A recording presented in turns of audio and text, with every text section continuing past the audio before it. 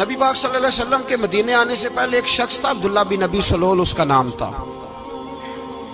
تو مدینے والے لوگ اس کو اپنا پیشوا مانتے تھے، اوس بھی خزرج بھی، اس کی تاج پوشی بھی کی، بڑی اس کی منتا تھی۔ جب حضور آ گئے تو اس کا کاروبار بند ہو گیا۔ اب لوگ یہ نہیں سمجھتے کہ میں غلط ہوں، لوگ کسی کے مفادات کو ٹھیس پہنچتی ہے تو مخالفت کرنے لگ جاتا ہے۔ اب اس کے حالات جب خراب ہوئے تو اس نے پتہ کیا کیا، جھوٹ موٹ کا کلمہ پڑھ لیا۔ سمجھ آ رہی ہے باتوں؟ جھوٹ موٹ کا، اور منافقوں کا ایک ٹولہ اس نے تیار کر لیا جس کا قرآن مجید نے سورہ منافقون میں ذکر کیا۔ ایک جنگ کا موقع تھا، نبی پاک صلی اللہ علیہ وسلم تشریف لے گئے تو عبداللہ بن ابی سلول بھی چلا گیا۔ حضرت عمر فاروق رضی اللہ تعالیٰ عنہ کے ایک غلام تھے، وہ پانی لینے کنویں پہ گئے۔ ادھر سے انصار میں سے، چونکہ حضرت عمر کے غلام مہاجر تھے، انصار میں سے ایک شخص پانی لینے پہلے سے آیا ہوا تھا۔ پانی بھرنے میں کوئی اختلاف ہو گیا، جھگڑا ہو گیا، مار کٹائی تک نوبت آ گئی۔ حضرت عمر کے غلام نے کچھ چیز مار دی، اس شخص کو زخمی ہو گیا۔ اس نے پکارا، عبداللہ بن ابی سلول نے سمجھا کہ موقع اچھا ہے، دوڑا ہوا آیا اور آ کر اس نے کہا، انصار مدینہ بھاگ کے آؤ، جلدی آؤ، اور بڑے غلط جملے استعمال کیے۔ کہنے لگا اگر ان لوگوں کو تم اپنا بچا کچا کھانے کو نہ دیتے مہاجروں کو تو آج یہ تمہارے سر پہ نہ بیٹھتے۔ معاذ اللہ، ایسی باتوں پہ کہا کرے، بولے یہ روزمرہ کی گفتگو میں عادت بنائیں، کوئی ایسی بات کرنی ہو تو معاذ اللہ استغفر اللہ کہہ کے کرنی چاہیے۔ اس نے کہا کہ معاذ اللہ اب ان کو بچا کچا نہ دیں تو یہ ہمارے سر پہ نہ بیٹھتے۔ شور کیا اس نے۔ ہمارے ہاں بھی سیانے بندے پنچایت کے لوگ وہ کہتے ہیں تو اس برادری کے بچے سے ہی مار کھا ہے، پتہ ہی نہیں چلا، جا اسے مار کے آ، سر پھاڑا، یہ کار پھوڑ دے اس کا سر، اور دیکھ میں دیکھ لوں گا بعد میں جو ہوگا۔ یہ عقل مند لوگوں کے مشورے نہیں، یہ جاہل لوگوں کے مشورے۔ ناراض نہ ہونا، پر یہ نبی پاک صلی اللہ علیہ وسلم نے فرمایا ہے، حضور کا فرمان ہے۔ یہ کن لوگوں کا کام ہے؟ بول کے بتائیں، بول کے۔ پڑھے لکھے سیانے بندے اس طرح کے مشورے یہ بالکل نہیں دیتے، جاہلوں کا کام۔ پکارا، مہاجر سارے اکٹھے ہو گئے، انصار سارے آ گئے، اور جب انصار آئے تو مہاجرین کو بھی پکارا، مہاجر بھی آ گئے۔ اب وہ گتھم گتھا ہونے لگے تو کسی نے جا کے محبوب پاک کے کان میں کہا، یا رسول اللہ وہاں تو مہاجر انصار لڑنے لگے، وہ پرانی لڑائیاں پھر سے جاگ گئی ہیں۔ نبی پاک تشریف لائے، حضور نے وہاں لفظ بیان کیے، فرمایا یہ تم نے کیا جاہلوں جیسا کام شروع کیا ہوا ہے؟ یہ کون سا کام ہے؟ اللہ کرے ہم سب اس کام سے باز آ جائے، آمین تو کہنا۔ اس برادری دے منڈے کوئی مار کھائیں، برادری کیا ہوتی ہے؟ برادری تو تعارف کے لیے، اونچ نیچ کہاں سے آ گئی؟ کہا میرے رسول پاک علیہ الصلوۃ والسلام نے، فرمایا تم جاہلوں جیسے کام کر رہے ہو۔ صلح کرائی، بات رفع دفع کرائی، لوگ چلے گئے، معاملہ ٹھنڈا ہو گیا۔ لیکن عبداللہ بن سلول نے کہا کہ میں یہ موقع خالی نہیں جانے دوں گا۔ پھر گیا وہ اور جا کے انصار مدینہ سے کہنے لگا، ایک دفعہ جا لینے دو مدینے، تم نے میری بات نہیں نہ سنی، جو وہاں بڑے سردار بیٹھے ہیں ان سے بات کروں گا، اور معاذ اللہ ثم معاذ اللہ ہم ان بے عزت لوگوں کو مدینے سے نکال دیں گے، وہاں صرف عزت والے رہیں گے۔ یہ غلط جملے اس نے ادا کیے جس کو قرآن پاک نے سورہ منافقون میں بیان فرمایا ہے۔ اس نے یہ بات کی، ایک صحابی تھے حضرت زید رضی اللہ تعالیٰ عنہ، وہ سن رہے تھے، آ کے عرض کی، یا رسول اللہ صلی اللہ علیہ وسلم عبداللہ بن ابی سلول تو اس طرح کہہ رہا ہے کہ مدینے جا کے عزت والے دوسروں کو نکال دیں گے، اور تم اگر اپنا بچہ انہیں نہ دیتے تو معاذ اللہ آج یہ ایسا نہ کرتے۔ حضرت عمر نے بھی سن لیا، حضرت عمر نے بات سن لی، تلوار نکالی اور دوڑے۔ حضور نے بازو پکڑا، فرمایا کدھر جا رہے ہو؟ کہا یا رسول اللہ اگر آج سزا نہ دی تو کل اور بات بھی کرے گا، اور اگر آج ایک قتل ہو گیا تو باقی سیانے بن جائیں گے۔ یا رسول اللہ مجھے چھوڑے، میں ماروں گا۔ حضور نے فرمایا عمر چپ کر، وہ جھوٹ موٹ کا کلمہ پڑھتا ہے، لوگ کہیں گے کہ محمد ابن عبداللہ نے اپنے ساتھی مارنے شروع کر دیے۔ چپ کر، حوصلہ کر، صبر کر، دلیری کر۔ حضرت عمر کہتے ہیں میری حضور کے کہنے پر میں ٹھہر تو گیا، پر وہ میرے اندر جو آگ لگی ہوئی تھی ٹھنڈی نہیں ہو رہی۔ کہتے ہیں میں چپ تو کر گیا۔ نبی پاک علیہ السلام نے پوچھا عبداللہ بن ابی سلول سے تو نے یہ کہا ہے؟ کہنے لگا حاشا و کلا، میں نے بات ہی نہیں کی نا۔ اب لوگ کہنے لگے کہ زید تو نوجوان ہے تو یہ بوڑھا آدمی ہے، چلو صحیح کہتا ہوگا۔ حضور بھی خاموش ہو گئے۔ اللہ پاک نے قرآن مجید نازل فرما دیا، فرمایا اللہ نے سن لی ان کی بات جنہوں نے یہ کہا ہے، اور پھر لفظ بڑے حسین ہے، فرمایا یہ کہتے ہم عزت والے ہیں؟ نہیں، وللہ العزت ولرسولہ وللمؤمنین، فرمایا عزت تو اللہ کے پاس ہے، اللہ کے رسول کے پاس ہے، اور عزت تو مومنوں کے پاس ہے، مومنین کے پاس عزت ہے۔ یہ قرآن پاک نے سارا مضمون بیان کر دیا کہ عبداللہ بن ابی سلول غلط کہتا ہے اور حضرت زید صحیح کہتے ہیں۔ حضور نے کچھ نہیں فرمایا، جا رہا ہے قافلہ۔ جب مدینے کی سرحد آ گئی نا، حدود مدینہ منورہ کی شروع ہوئی، تو عبداللہ کا اپنا بیٹا، اس کا نام بھی عبداللہ بن عبداللہ تھا، اپنا بیٹا اس کا بڑا مخلص جانثار غلام تھا میرے رسول پاک صلی اللہ علیہ وسلم کا، وہ تلوار لے کے مدینے کی حد پہ کھڑا ہو گیا اور کہنے لگا میرے باپ تو نے اتنی بے ایمانی کے لفظ کہے کہ میں ان کو نکال دوں گا؟ کہے اپنی زبان سے کہ میں ذلت والا ہوں، رسول پاک کو اللہ نے بڑی عزت عطا فرمائی، کہے ورنہ میں تیری گردن کاٹ دوں گا۔ بول، کہے حضور بھی عزت والے اور نبی پاک کے غلام بھی عزت، کہے اپنی زبان سے، کہے میرے رب کا یہ فرمان ہے وَرَفَعْنَا لَكَ ذِكْرَكَ، حبیب میں خود تیرے لیے تیری شانوں کو بلند فرما دوں گا۔ تو کہا تو دشمن ہو کے کہنے لگا میرے بیٹے مجھے معاف کر دے، مصطفیٰ تو بڑی عزتوں والے ہیں، ان کے غلام شانوں والے۔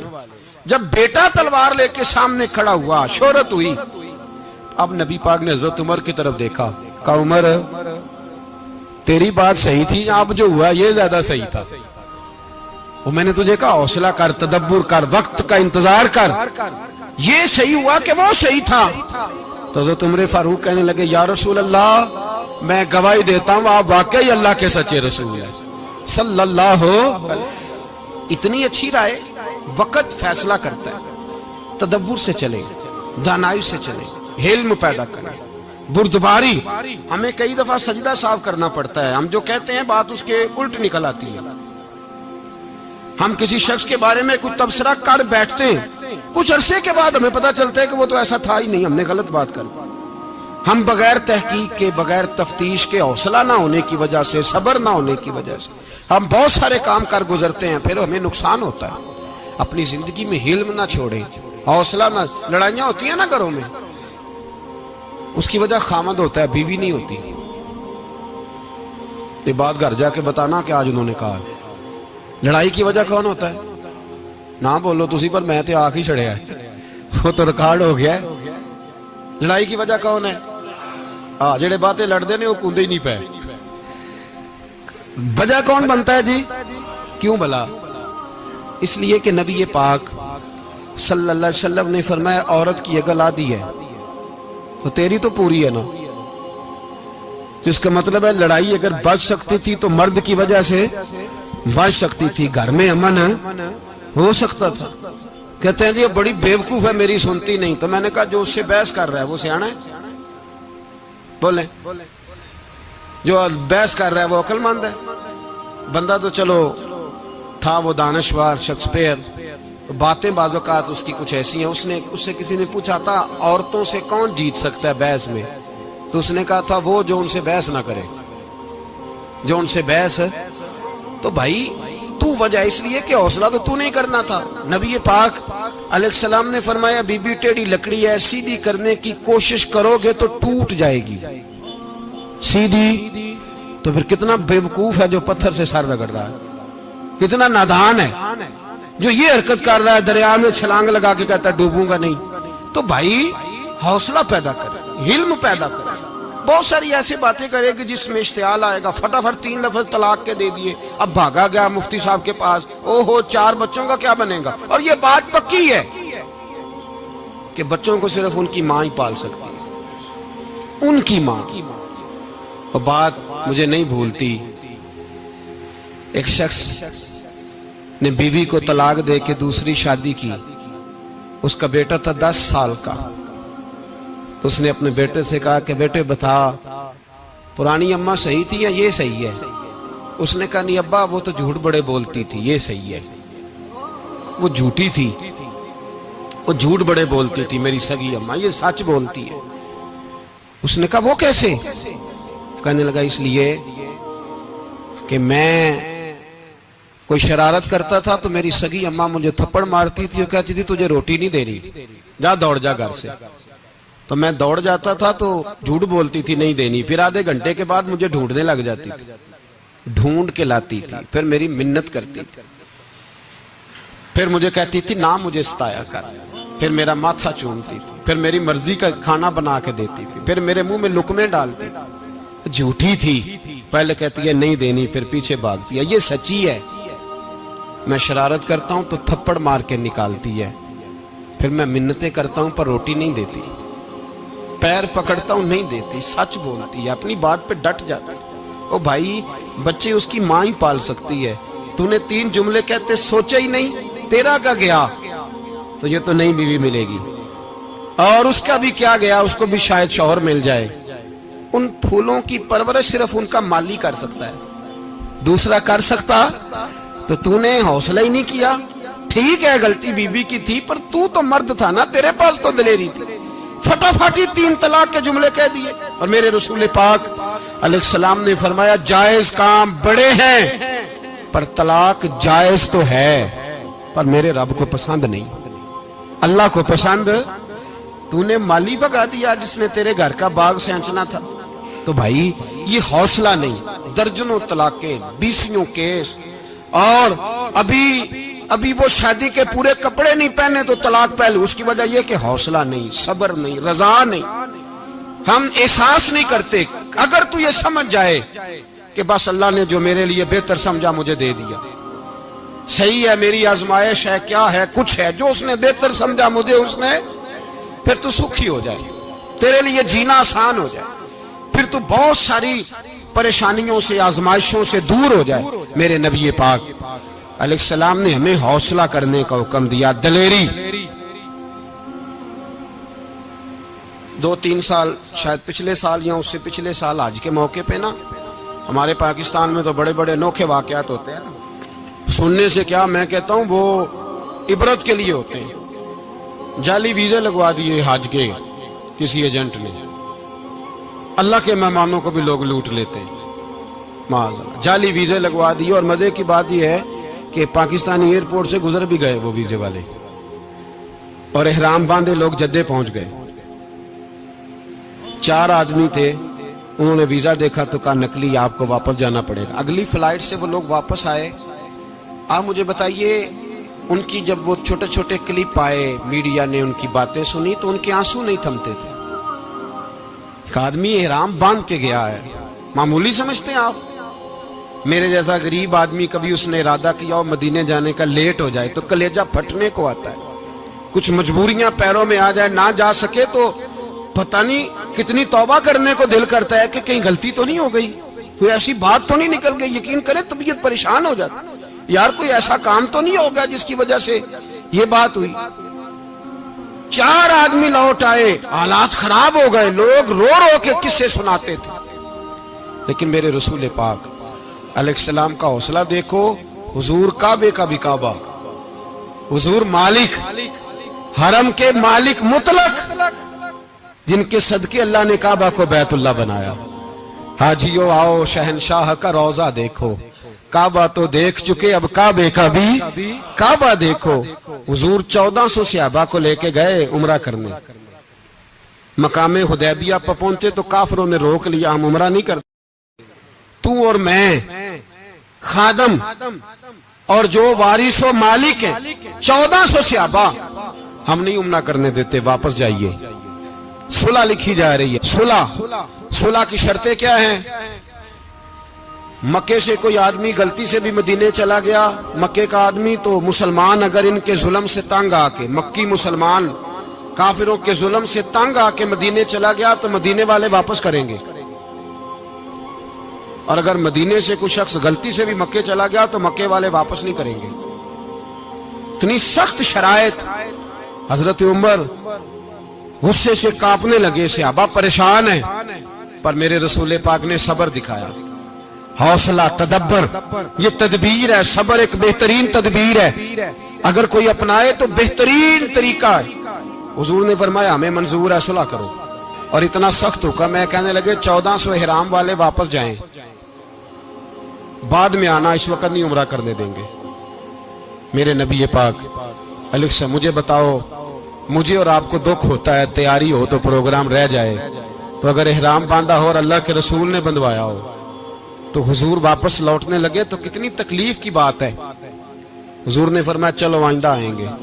معاہدہ لکھا جا رہا ہے, حضرت علی معاہدہ لکھ رہے ہیں, لکھو محمد الرسول اللہ صلی اللہ علیہ, محمد الرسول اللہ صلی اللہ علیہ وسلم اور قریش مکہ کے بیچ معاہدہ.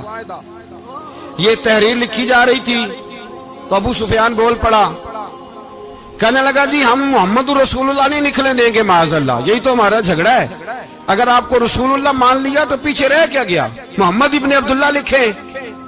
حضور نے حضرت علی سے فرمایا رسول اللہ کاٹ کے محمد ابن عبداللہ لکھو. حضرت علی لکھ رہے تھے, محمد رسول اللہ لکھا تھا, فرمایا رسول اللہ کاٹ کے محمد ابن عبداللہ لکھو. تو حضرت علی کہنے لگے حضور مجھے یہ لفظ کاٹنا نہیں آتا, حضور مجھے یہ لفظ کاٹنا. کسی صحابی نے اعتراض نہیں کیا کہ لکھنا آتا تھا, کہا مجھے کاٹنا. حضور نے دوبارہ کہا علی کاٹ دو. کہا یا رسول اللہ مجھے یہ لفظ کاٹنا نہیں آتا. میرے حبیب نے تیسری دفعہ کہا علی کاٹو. تو شیر خدا نے قلم چھوڑا, ہاتھ باندھے اور کھڑے ہو کہنے لگے محبوبہ مجھے تیرے قصیدے لکھنے آتے ہیں, کاٹنے کوئی نہیں آتے. میں مجبور ہوں, مجھ سے نہیں ہوتا, کوشش کرتا ہوں, نہ قلم اٹھتا ہے نہ ہاتھ چلتا ہے. میرے حبیب پاک نے قلم پکڑا اور لفظ رسول اللہ خود کاٹ کے محمد ابن عبداللہ کرایا. بھائی وقت گزر گیا, صلح ہو گئی. یہ تدبر, یہ حوصلہ, یہ تدبیر میرے نبی نے فرمائی. اب تو 1400 کو مکے نے نہ داخل ہونے دیا, لیکن ایک سال ہی گزرا, تھوڑا ہی وقت گزرا, میرے رسول پاک 10,000 کو لے کے مکے میں داخل ہو گئے. 10,000. اس نے فائدہ دیا. حکمت کیا تھی, تدبر کیا تھا؟ قریش روز لڑائی کرنے آ جاتے تھے, تبلیغ ہی نہیں کرنے دیتے تھے. ان سے صلح ہو گئی تو نبی پاک نے کیسر کو خط لکھا, کیسر روم کو, ہرکل کو. دور دراز تبلیغ پھیل گئی, مسلمان 100,000 سے زیادہ ہو گئے. ان کی طرف سے اب وہ لڑائی بند ہو گئی. میرے حبیب پاک علیہ السلام کے حوصلے نے کمال دکھایا, اس تدبیر نے فائدہ دیا امت مسلمہ کو. 10,000 کا لشکر لے کے حضور کعبے میں داخل ہوئے. کل جو ابو سفیان کہتے تھے نا محمد رسول اللہ لکھنے نہیں دوں گا, آج وہ خود کہہ رہے تھے اشہد ان لا الہ الا اللہ واشہد ان محمد رسول اللہ صلی اللہ علیہ. کل جو کہہ رہے تھے کہ میں یہ لفظ نہیں لکھنے دوں گا, آج ابو سفیان کی حویلی میں لاکھوں لوگ, ہزاروں لوگ بیٹھے تھے اور سارے کہہ رہے تھے محمد الرسول اللہ, محمد الرسول اللہ, محمد الرسول اللہ صلی اللہ علیہ وسلم. میرے محبوب کی تدبر نے, فقاہت نے, اور پھر کمال ہوا. 1400 کہاں اور 1,44,000 کہاں, 1400 کہاں اور 1,44,000. 1400 کو نہیں جانے دیا عمرہ کرنے. میرے رسول پاک 1,44,000 کو لے کے حج کرنے چلے گئے. حضور نے حج کیا, ہر طرف لبیک لبیک کی صدائیں بلند ہوئی. یہ میرے نبی پاک کا تدبر ہے, حوصلہ ہے. اگر وقتی طور پہ حوصلہ کر جاؤ گے, دلیری کر جاؤ گے, آنے والا وقت آسان ہو جائے. حوصلہ نہیں, صبر نہیں, سکون نہیں, 2-4 باتیں, یہاں تک کہ لوگ ابا جی کی بات برداشت نہیں کرتے, ایسے جملے کہہ دیتے ہیں جو دوبارہ پلٹ کے نہیں آتے. ماں کو لفظ نہیں بولتے, باپ کی روح تک چھلنی کر دیتے ہیں وہ جملے.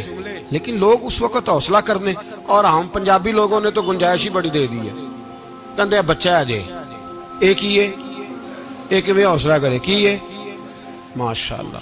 تو اگر جوان ہو گیا تو کہتے ہیں گرم خون ہے, مکہ کب. اگر بوڑھا ہو گیا تو کہتے ہیں بوڑھوں میں حوصلہ نہیں ہوتا, نہ بچے میں نہ تو کس میں حوصلہ ہوگا؟ بولیں کسی میں بھی نہیں. چھٹی سب کو فتویٰ مل گیا نا, یہ بچہ ہے جی, ابھی یہ تو بچہ ہے, آپ تو سیانے بیانے ہیں, یہ بچہ ہے. کمال ہو گئی ہے بھائی, کیا مطلب ہے بچہ ہے؟ بچے کو سارا پتہ ہے, ہر چیز اسے آتی ہے, حوصلہ کرنا ہی نہیں آتا.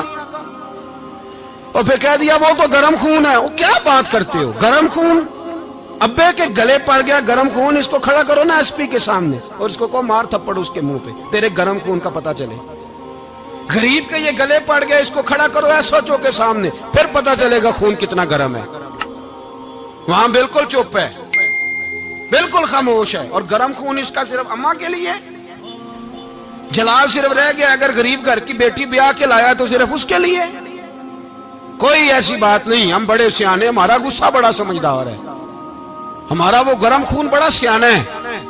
وہ جہاں دیکھتا ہے کہ معاملہ ہلکا ہے تو وہاں وہ گرم خون جلال میں, اور جہاں دیکھتا ہے کہ سامنے والا تگڑا ہے تو وہاں وہ گرم خون فوراً ٹھنڈا ہو جاتا ہے. حوصلہ پیدا کریں. زندگی حوصلے مند لوگ جیتے ہیں, جو حوصلے مند نہیں ہوتے وہ تو زندگی کا ایک سال لطف سے نہیں جی پاتے. حوصلہ کریں, مسکرائیں. میرے نبی پاک صلی اللہ تعالی علیہ وسلم نے نا عثمان بن طلحہ, کعبے کی چابی ان کے پاس ہوتی تھی, تو حضور نے ایک دن فرمایا عثمان, اچھا یہ نہیں تھا کہ عثمان خاص لوگوں کو چابی کعبہ کھول کے دکھاتے تھے, بلکہ ان کو قریش کی جانب سے یہ حکم تھا کہ جو بھی تجھے کہے تو نے کعبے کا دروازہ کھول دینا. نبی پاک علیہ الصلوۃ والسلام نے نا ہجرت سے 2-4 دن پہلے کہا کہ عثمان ذرا چابی دو, میں نے کعبہ اندر سے دیکھنا ہے.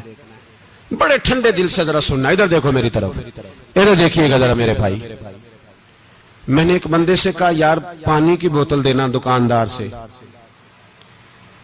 ایک ہے اس نے کہہ دیا نہیں میرے پاس. اس بات کا کوئی غصہ بولیے, اور اگر وہ کہے سارے زمانے کو ملے گی آپ کو نہیں دینی, پھر بولیں میرا خیال ہے چپ کر کے ہنس کے آ جائیں گے, سوال ہی نہیں پیدا ہوتا. ہم کہیں گے مجھے نہیں نہ دینی, تو نے تو دکان اٹھا یہاں سے, بند کاری سے. کیا مطلب ہے سب کو دینی ہے تجھے نہیں دینی, کیا معنی ہے اس کا؟ لے کے جاؤں گا, جھگڑا ہوگا, بحث کریں گے. عثمان بن طلحہ سے حضور نے فرمایا دروازہ کھولو, کعبہ دیکھنا ہے. عثمان کہنے لگا میں ساری دنیا کو دکھاؤں گا, آپ کو نہیں دکھاؤں گا. کتنی سخت بات ہے, پر قربان جائیں رسول اللہ کے حوصلے پہ صلی اللہ علیہ. عثمان کہتے ہیں میں نے یہ بات کی تو نبی پاک مسکرانے لگے, اور میں اچھا نہیں دینی, تو حضور نے نا مسکرا کے اور میری کمر پہ تھپکی دی, فرمایا اچھا یاد رکھنا یہ چابی میں تجھ سے لے لوں گا, اور جس کو میرا دل کرے گا میں اس کو دوں گا. عثمان کہتے ہیں روز رات کو نبی پاک کے یہ جملے میرے کانوں میں گونجتے تھے کہ حضور نے فرمایا. کہتے ہیں جس دن پتا چلا نا نبی پاک 10,000 کا لشکر لے کے آ رہے ہیں, تو ابو سفیان میٹنگیں کر رہے تھے, مکے کے سارے سردار تیاری کر رہے تھے, اور میرے کانوں میں ایک ہی لفظ تھا کہ حضور نے فرمایا میں چابی لے لوں گا, پھر جس کو میں چاہوں گا اسے دوں گا. عثمان کہتے ہیں حد ہو گئی, وقت گزر گیا, حضور آ گئے, طواف فرمایا, اور طواف کے بعد میرے نبی پاک علیہ السلام نے فرمایا بلاؤ نا ذرا عثمان کو. عثمان کہتے ہیں میں چابی لے کے آیا تو دوسرا جملہ کوئی نہیں. ساڑھے نا کوئی بندہ مشورہ دے وے دی نہ منیے, تے جے کام مونجو ہو جے نا, جو نے مشورہ دیتا سی تے وہ نال ہی غوث پاک بن جاندا ہے. تینوں آکھیا سی نا, فوراً ہی داتا علی اجمیری ہو جاندا ہے. وہ کہندا تینوں پتہ نہیں میں کڈا ولی اللہ, تینوں میں آکھیا سی میں انج نہ کر, اور بندہ پریشان ہوتا ہے, کام الٹ ہو گیا, اور لاگوں آکھی جاندا ویکھو جی میں تے تانوں پہلو ہی آکھیا سی. جی عجیب بات ہے, شیخ چلی کی طرح پیچھے پڑ جائے گا, میں نے تو پہلے ہی کہا تھا. او بس کر یار, اب تو خواجہ معین الدین اجمیری ہو گیا, بس کرو. مشورہ ہی ہوتا ہے, کسی کا مل جاتا ہے اور کسی کا نہیں لیا جاتا. فوری طور پہ بندہ اٹھ کے نا تو ولایت کی 4تھی سیڑھی پہ چڑھ جائے گا, کہے گا میں تو ابدال وقت ہوں, میں کتب دورہ ہوں, میں نے تجھے کہا نہیں تھا. اب بس کر یار, کئی دفعہ مشورے صحیح ہوتے ہیں, کئی دفعہ صحیح. بولیے. نبی پاک صلی اللہ علیہ وسلم کی احد کے دن خواہش یہ تھی کہ اندر رہ کے لڑنا ہے. جوان صحابہ نے کہا باہر جا کے لڑائی کرنی ہے, حضور نے باہر جا کے جنگ کی. بظاہر مسلمانوں کو شکست ہوئی, حضور نے ایک دفعہ نہیں کہا کہ میں نے تمہیں کہا نہیں تھا اندر رہنا ہے, بس ہو گیا جو ہو گیا. اب اس میں فٹافٹ اگلے کو حوصلہ دو، کوئی عرض نہیں یار، نبی پاک سب بولیے صلی اللہ علیہ وسلم، میرے حبیب پاک علیہ الصلوۃ والسلام نے نا کہا عثمان کو بلاؤ. عثمان آئے تو عثمان کہتے میں نے چابی دی تو میں تیار تھا، میں تیار تھا کہ اب میری بات ہوگی اور رسوائی ہوگی. لیکن کہتے ہیں قربان جائیں مصطفیٰ نے تو یہ جملہ بھی نہیں کہا کہ میں نے تجھے کہا نہیں تھا، یہ بھی نہیں کہا. حضور نے چابی لی، کعبے کے بت صاف کیے، نماز پڑھی، واپس آئے. فرمایا عثمان میرا وعدہ تھا تیرے ساتھ کہ جس کو میں چاہوں گا چابی دوں گا، یہ لو چابی میں تجھے ہی دینا چاہتا ہوں، لے لو رکھ لو. عثمان کہتے ہیں وہ چابی نہیں میرے طرف آ رہی تھی، میری طرف ایمان آ رہا تھا. وہ چابی نہیں آ رہی، ایمان آ رہا تھا میری جانب. کہتے ہیں میرے ہاتھوں میں چابی آئی اور میری زبان پہ کلمہ توحید جاری ہو گئی. بھائی تدبر، حوصلہ، صبر، رضا، ہمیں تو ٹائم بھی نہیں گزارنا ہوتا. گھر کا ماحول، گھر کے اندر رہ کے لوگ دکھی ہیں، اس لیے کہ ہماری طبیعتوں میں حوصلہ نہیں، ایک منٹ کے لیے نہیں، ایک سیکنڈ کے لیے بھی ہم یہ برداشت نہیں کرتے کہ چلو تھوڑا انتظار کریں، وقت کو دیکھیں، موقع کو دیکھیں. میرے نبی پاک علیہ الصلوۃ والسلام پہ اتنی مصیبتیں آئیں کہ پہاڑ پہ آتی تو وہ ریزہ ریزہ ہو جاتے، لیکن کسی مقام پر بھی حضور علیہ الصلوۃ والسلام شکوہ کرتے نظر نہیں آتے. ہم غریبی کا رونا روتے ہیں، ہر چوتھا آدمی کہتا ہے بڑا غریب ہوں، لیکن میرے نبی پاک علیہ الصلوۃ والسلام نے چوتھے دن کھجور کھائی، سرکہ کھایا ہے اور موٹے بان کی چارپائی پہ آرام کیا ہے. حضرت عمر نے کہا حضور کتنی تکلیف ہے؟ فرمایا عمر کوئی تکلیف نہیں، تھوڑا سا تو وقت ہے، جنت میں جائیں گے، ساری نعمتیں اللہ نے ہمارے لیے تیار کی ہوئی ہے. راضی بالرضا، راضی بالرضا، کوئی کسی قسم کا مسئلہ نہیں. ہمیں آزمائشیں آتی ہیں، تکلیفیں آتی ہیں، بیماریاں آتی ہیں، لوگ چھوٹی چھوٹی بات پر پریشان ہو جاتے ہیں، ذرا ذرا سی بات پر شکوہ کرتے ہیں. میرے رسول پاک علیہ السلام نے فرمایا جب میرا رب کسی کو بیمار کرتا ہے تو 2 فرشتوں کو بھیجتا ہے، جاؤ میرے بندے کی تیمارداری کر کے آؤ. اللہ اکبر، خود رب بھیجتا ہے، جاؤ میرے بندے کی. تو مجھے بتائیے جب اللہ بھیجے تو پھر تندرست خوش نصیب ہوا کہ بیمار؟ جی تندرست پھر خوش نصیب کون ہوا؟ میرے نبی پاک صلی اللہ علیہ وسلم نے فرمایا رب 2 فرشتے بھیجتا ہے، فرماتا ہے پتہ کر کے آؤ میرے بندے کا اس کا کیا حال ہے. حالانکہ اللہ سارا ہی جانتا ہے. فرشتے آتے ہیں، واپس جاتے ہیں، رب کریم پوچھتے ہیں بتاؤ میرا بندہ کیا کہتا تھا؟ اللہ تجھے سارا ہی پتہ ہے، پر ہم سے پوچھتے تو بتا دیتے ہیں. وہ یہ کہتا تھا کہ میں اپنی رب کی رضا پہ بڑا ہی راضی ہوں. وہ تیری حمد کر رہا تھا، تیری تعریف کر رہا تھا، تیرا شکر کر رہا تھا، تیرے لیے کلمات حمد بیان کر رہا تھا. تو میرے نبی پاک علیہ السلام فرماتے ہیں، اللہ فرشتوں سے فرماتا ہے سنو پھر اگر میں اپنے بندے کو اس بیماری میں شفا دوں گا تو اس تندرستی سے زیادہ اچھی تندرستی دوں گا جو پہلے اسے عطا کی ہوئی تھی، پہلے سے اچھی صحت دوں گا. اور اگر اسے اس بیماری میں موت دوں گا تو پھر مرتے ہی اس کے لیے میں جنت کا فیصلہ فرما دوں گا. بھائی جب تو راضی بالرضا رہتا ہے، راضی بالرضا، بڑی سادی سی بات ہے بھائی. آپ گھر گئے روٹی مانگی تو اگر کسی نے کہا نا کہ اتنی تھکاوٹ ہے ٹائم پہ آیا کریں اس وقت، تو روٹی تو وہ بھی مل گئی پر اس میں لذت، وہ سکون نہیں، وہ سکون نہیں. میری اماں جی سالن پکا کے رکھ لیتی تھی تو روٹی جب بھی کوئی مانگتا تھا تو تازی بنا کے دیتی تھی، ان کی طبیعت تھی. تو میں اکثر ان سے کہتا کہ اماں جی پکا کے رکھ دیا کرو. تو کہتے تمہیں خوشی نہیں ہوتی جب تمہاری اماں تازی پکا کے دیتی ہے؟ خوشی ہوتی ہے، طبیعت میں خوشی ہوتی ہے. ان کا مزاج تھا، ذوق تھا، تو ہم سمجھتے تھے یار یہ بڑی سعادت کی بات. تو آپ گھر گئے رات کو تو گھر والوں سے کہا روٹی، تو فوراً اٹھے، فوراً، اور انہوں نے کھانا تازہ بنایا اور ساتھ یہ بھی کہا باہر سے نہ کھایا کرے بندہ بیمار ہو جاتا ہے. کتنی ٹھنڈک پہنچتی ہے آدمی کے دل کو، سکون ملتا. تو بھائی بیماری تو آپ نے کاٹ لی لیکن ساتھ کہو ہو بڑا بیمار ہوں، میں نے تو اتنے گناہ بھی نہیں کیے، ظلم بھی نہیں کیا، آگے کو کچھ بھی. اب بیماری تب بھی کٹ گئی پر بڑی آزمائش، مریض ڈاکٹر کے گلے پڑ رہا ہے، اس کے لواحقین جھگڑے کر رہے ہیں، بیماری وہ بھی کٹ گئی. اور ایک بیمار وہ ہے جو چارپائی پہ لیٹا ہے اور کہتا ہے جس طرح میرا اللہ راضی اسی طرح میں بھی راضی. تو بیماری اس کی بھی کٹ گئی. حضرت یونس علی نبینا علیہ الصلوۃ والسلام نے ایک دن حضرت جبریل امین ملنے آئے تو جناب یونس علیہ السلام کہنے لگے اے جبریل، اللہ کے نیک بندوں میں جو اللہ کو اس وقت سب سے زیادہ پسند ہے نبیوں کے بعد، توجہ کرنا بات پر، جو سب سے زیادہ اللہ کو پسند ہے نبیوں کے بعد ولیوں میں، اور سب سے زیادہ اللہ جس کو اللہ کی بارگاہ میں عبادت گزار لکھا جاتا ہے، میری اس بندے سے ملاقات کرا۔ تو حضرت جبریل نے جناب یونس علیہ السلام کو ساتھ لیا تو ایک شخص کے پاس پہنچے جو آنکھوں سے اندھا تھا، دونوں ہاتھ اس کے سلامت نہیں تھے اور پورے جسم میں پیپ جاری تھی، ریشہ تھا۔ جب جا کے السلام علیکم کہا نا حضرت یونس نے، اس نے وعلیکم السلام کے بعد پہلا لفظ پتہ کیا کہا؟ اس نے کہا یا اللہ تیرا شکر ہے، یا اللہ تیرا، آپ بھی ادا کریں اللہ کا شکر، یا اللہ تیرا، اللہ تیرا شکر ہے۔ تو حضرت یونس علیہ السلام کہنے لگے تو شروع سے اس طرح کا ہے، نابینا بھی اور ہاتھوں سے معذور بھی اور سارا جسم شروع سے؟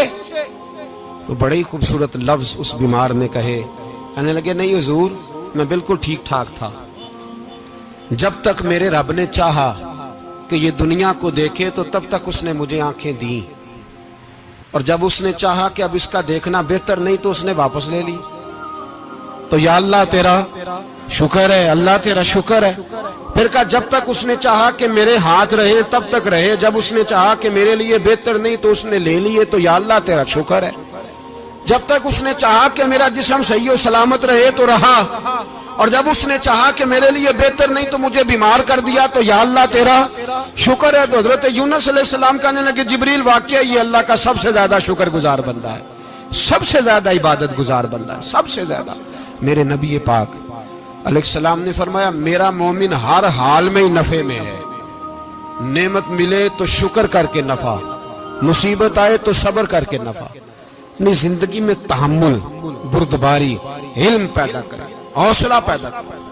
ہر آنے جانے والے شخص کے مزاج کے مطابق اسے نہ ملے، اپنا مزاج صحیح رکھے، اپنی طبیعت کے مطابق اپنے ماحول کو برقرار رکھے۔ علم کے ساتھ گزارا کرو گے تو رشتہ داروں سے بھی بنی رہے گی، دوستوں سے بھی بنی رہے گی، ہر ایک سے تعلق رہے گا۔ اور اگر آپ کے اندر یہ حوصلہ نہیں تو پھر سارے معاملات پریشانی کا شکار ہو جائیں گے۔ یہ تو آج کا مضمون تھا۔ ہمیں نا لوگ مشورہ دیتے ہیں، کہتے ہیں پیر صاحب درویشوں کو سیاست کی بات نہیں کرنی چاہیے، دیتے ہیں نا مشورہ لوگ، جی تھوڑا تھوڑا بول دیں، تھوڑا تھوڑا دیتے ہیں نا۔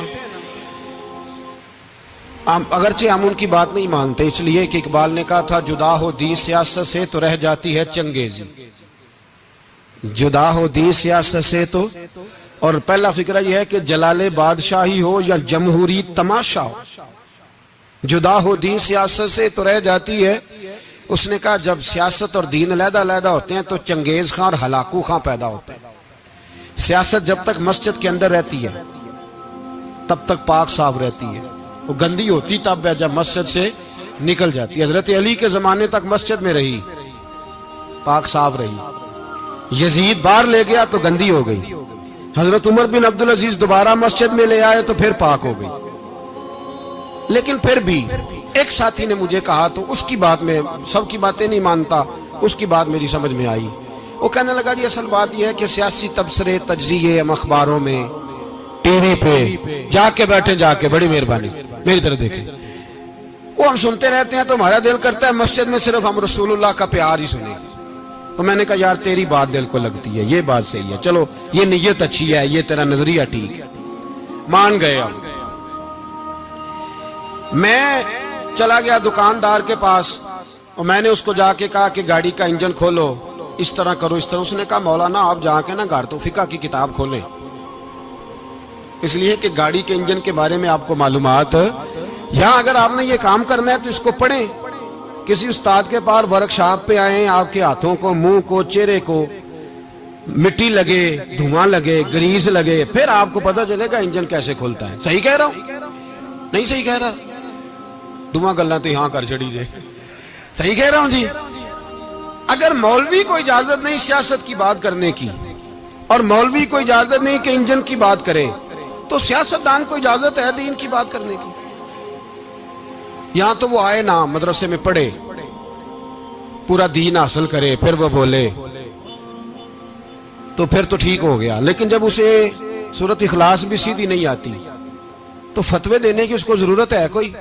بولے نا یار، کیوں چھیڑتے ہیں سیاست؟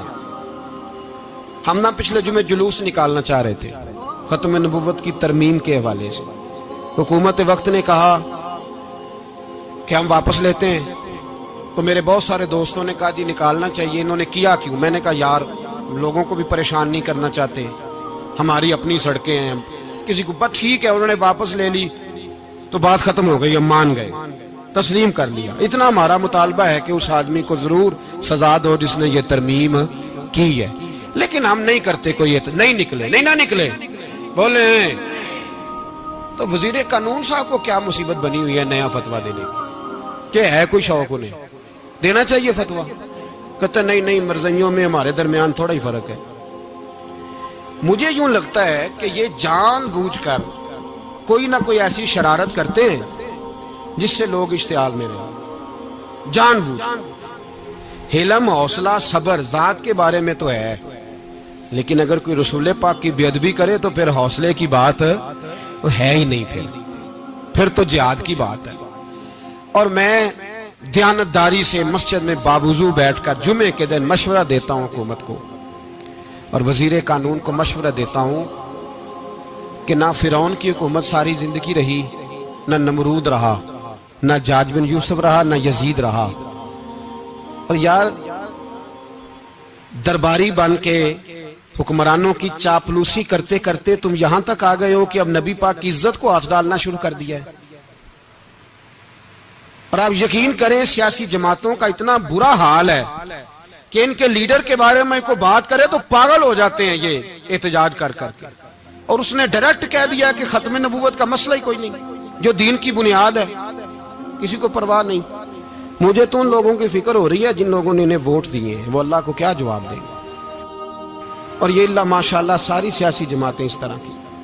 اور میرا وزیر قانون صاحب کو بھی مشورہ ہے کہ زندگی بڑی تھوڑی ہے، بڑی تھوڑی، اللہ سب کو معاف کرتا ہے، اپنے رسول کے غداروں کو معاف نہیں کرتا۔ اور یہاں تمہاری گاڑیوں پہ جھنڈے لگے ہوئے ہیں، وہاں بھی تمہارے جھنڈے لگیں گے، پر اس لیے لگیں گے کہ یہ غدار ہیں ناموس رسالت کے، یہ جھنڈے لگیں گے۔ شرم کرو اور ڈر جاؤ، بس کر دو، تمہارے منہ میں اب دانت پورے نہیں رہے۔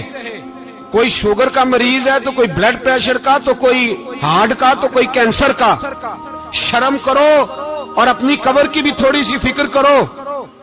بتاؤ پاکستان کے کتنے صدر گزرے، وزیر اعظم گزرے، تو ان کی قبریں کہاں ہیں؟ کوئی جاتا ہے ان کی قبروں پہ؟ کسی کو خبر ہے؟ کیوں اپنے لیے جہنم کٹھی کرتے؟ سارا کچھ دنیا داری رہ گئی ہے، سارا کچھ صرف یہی رہ گیا۔ حضرت ابو بکر سردار تھے، حضرت عمر سردار تھے قبیلے، حضرت عثمان سردار تھے، انہوں نے سرداریوں کو ٹھوکر مار کے رسول اللہ کے قدموں میں بیٹھنا پسند کی، سرداریاں چھوڑ کے غلام بن گئے۔ تم سرداریاں بچانے کے لیے رسول اللہ کی غداری کرتے ہو، شرم نہیں آتی؟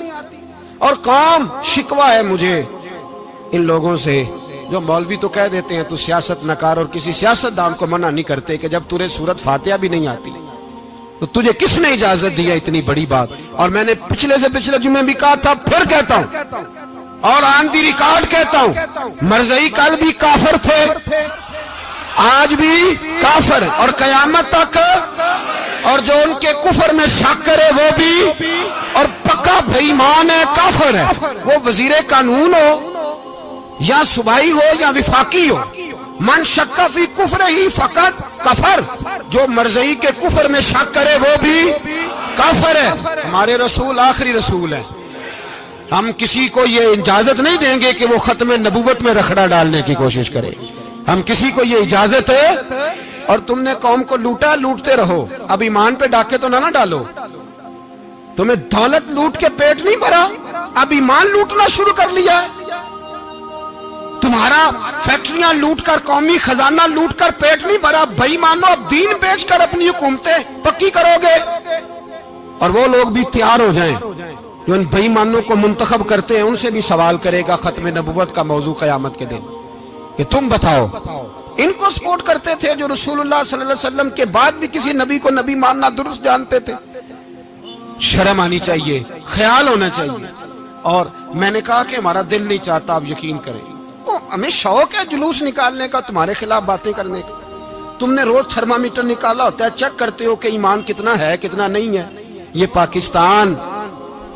پاکستان اگر صوبہ سندھ ہے تو حضرت عبداللہ شاہ غازی کا ہے، اگر بلوچستان ہے تو حضرت بابا عبد الرحمان کا ہے، اور اگر پشاور ہے تو وہ صوفیاء کا ہے، اور اگر یہ دھرتی پنجاب ہے تو یہ داتا علی اجویری کی ہے، یہ بابا فرید الدین کی ہے۔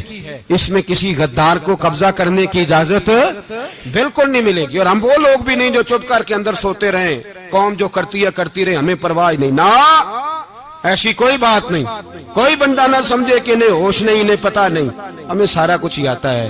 پھر اگر کل کو کوئی ممتاز قادری پیدا ہو گیا تو شکوہ نہ کرنا، کل کو کوئی پھر سے عامر چیمہ نکل آیا تو شکایت نہ کرنا، یاد رکھنا۔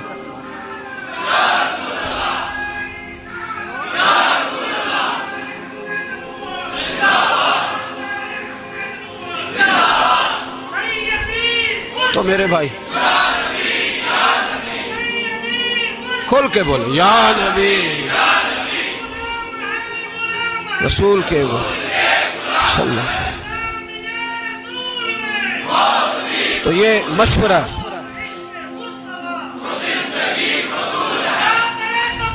جزاک اللہ، تو یہ تمہیں مشورہ ہے۔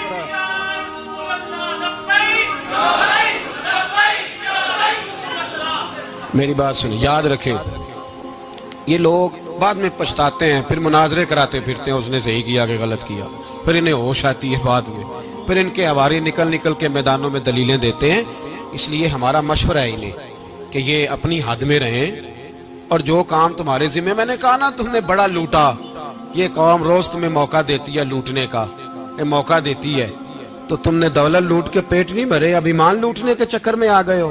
یاد رکھو، مسلمان گناہگار ہیں، غدار نہیں ہیں۔ تمہیں دولت لوٹنے کا تو شاید موقع مل گیا ہے، پر ایمان لوٹنے کا موقع نہیں ملے گا، تو اس لیے اس کو لگام دو۔ اور ویسے بھی کتا جو پالتو ہوتا ہے نا، اس کو گھر کے اندر سنگلی سے باندھ کے رکھنا چاہیے۔ یہ تمہارے بوٹ چاٹتے ہیں، بھونکتے ہیں تمہارے حق میں، وزارتیں لیتے ہیں، ہم نے تو کوئی وزارت نہیں لی تم سے، اور نہ ہمیں شوق ہے، اس لیے کہ ممبری کیا کرنی ہے جس کو ممبر رسول عطا کر دیا جائے، اس نے کیا کرنی ہے یہ ممبریاں جس کو پکا ممبر رسول دے دیا جائے، تو اس لیے اس سے باہر آؤ۔ میں نے کہا بڑے بڑے نمرود، فرعون، قارون دفن ہے، تمہارا بھی نام تک نہیں ہوگا، بالکل نام نہیں ہوگا۔ اس لیے ہمارا مشورہ، اور آپ لوگ بھی آئے نا یہ اگلے سال، تو ان کو کھڑا کر کے پوچھ لینا، اسلامی جمہوریہ پاکستان کا تم نے MPM میں نے بننا ہے، پہلا کلمہ ہی صحیح سنا دو، چلو خدا کا واسطہ یہی بتا دو کہ تمہیں نماز بھی ڈھب سے آتی ہے کہ نہیں، اور آپ کی موج ہے، آپ بٹھا لیتے ہیں سر پہ، کیا کریں، سمجھانے والے مفت گناہگار ہو گئے اور بہکانے والے سب تمہارے یار ہو گئے۔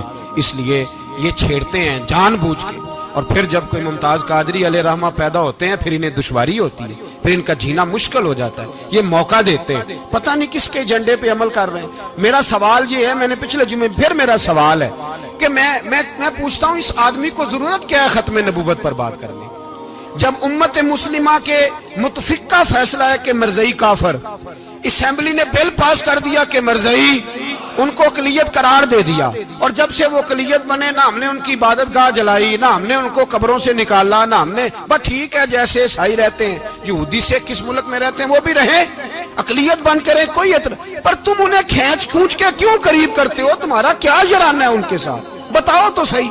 ان لوگوں سے ان کو چاہیے اپنے منہ میں لگام ڈالیں، اور اگر نہیں ڈالیں گے پھر انشاءاللہ ڈالی جائے گی، اور بڑی تگڑی ڈلے گی، اور پھر ایسی ڈلے گی۔ سلمان تاثیر جب مرا تھا نا تو 5-5 لاکھ روپیہ مولویوں کو آفر کی جنازہ پڑھاؤ، 5-5 لاکھ روپیہ چھوٹے چھوٹے مولویوں کو۔ اور داتا صاحب کی مسجد کے خطیب بھی صوبائی جو تھے، وہ خطیب تھے، ملازم تھے، انہوں نے کہا کہ ایمان نہیں بھیجنا، نکالنا نوکری سے تو نکال دو۔ اور بادشاہی مسجد کا مولوی جس کا پتہ ہی نہیں چلتا، کبھی کدھر چلا جاتا ہے کبھی کدھر، یہاں تو وہ بھی کھڑا ہو گیا، اس نے کہا نا ایمان نہیں بیچنا۔ گورنر ہاؤس کی مسجد کا امام کہنے لگا کہ بخشا جانا نہ جانا یہ تو رحمت الہی کا معاملہ ہے، پر اتنا گندا جنازہ نہیں پڑھنا، اتنا گندا جنازہ نہیں ہم پڑھیں گے، مرنے کے بعد تمہارے جنازے نہیں پڑھے جاتے، تمہاری قبریں خراب ہوتی ہیں، کدھر ہیں تمہاری دولتیں؟ اور وہ مولوی آج تک پتہ ہی نہیں کدھر گیا جس نے اس غلیظ کا گندا جنازہ پڑھایا. تو بھائی اپنی قبر حشر کو جب جہاں تمہارے جنازے نہیں پڑھے جا رہے تو وہاں تمہارا کیا حال ہوگا. اس لیے ان لوگوں کو چاہیے کہ اپنی زندگی اس طرح گزاریں کہ کچھ نہ کچھ منہ لے کے سرور کائنات کے پاس چلے جائیں، ورنہ ایسا نہ ہو کہ یہاں بھی پھٹکار اور وہاں بھی پھٹکار. اس لیے ہمارا مطالبہ ہے حکومت سے کہ شرم کرو اور ایسے بے ایمانوں کو کالے ناگ جو تم نے بھرتی کیے ہوئے ان کو نکالو، اور اگر تعریفیں کروانی ہو تلوے چٹوانے ہو تو اندر کمروں میں ان سے چٹوا لیا کرو. ان سے کہو کہ یہاں ہماری نوکری کرو، باہر نکل کے رسول اللہ صلی اللہ علیہ وسلم کے دین کے بارے میں گفتگو نہ کرو. اس لیے کہ اللہ تبارک و تعالیٰ نے اس دین کے اندر بڑا حسن اور بڑا جذبہ رکھا ہوا ہے، بڑا وقار ہے. ہمارا مطالبہ ہے حکومت سے کہ ختم نبوت کے مسئلے پر کوئی سیاستدان گفتگو نہ کرے. آپ تائید کرتے ہیں اس بات کی؟ اس پر کوئی سیاستدان کوئی گفتگو. ہمارے پاس بڑے تماشے ہیں سیاست کرنے کو، باقی تماشوں پہ سیاست کرو. یہ رسول اللہ کی ناموس کا معاملہ ہے، یہ چھیڑنے کی تمہیں اجازت. مجھے سمجھ نہیں آتی یار، جب بات ختم ہو گئی اسمبلی نے بل واپس لے لیا تو صوبائی وزیر قانون کو آخر تکلیف کیا ہے؟ آپ کے پاس جواب ہے کوئی اس بات کا؟ یہ بات ختم ہو گئی، ہم نے جلوس نہیں نکالا، چھوڑ دیا، خاموش ہو گئے. علماء نے میٹنگیں بلائی تھی کینسل کر دی، ٹھیک ہے جی بات. اب دوبارہ سے کیوں چھیڑتے ہو؟ پھر کہتے ہیں احتجاج ہوتا ہے، شور ہوتا ہے. تم خود ایسی حرکتیں کرتے ہو جس سے افراتفری پیدا ہوتی ہے. یہ ملک رسول اللہ کے نام پہ بنا ہے اور قیامت تک یہاں وہی ہوگا جو میرے رسول پاک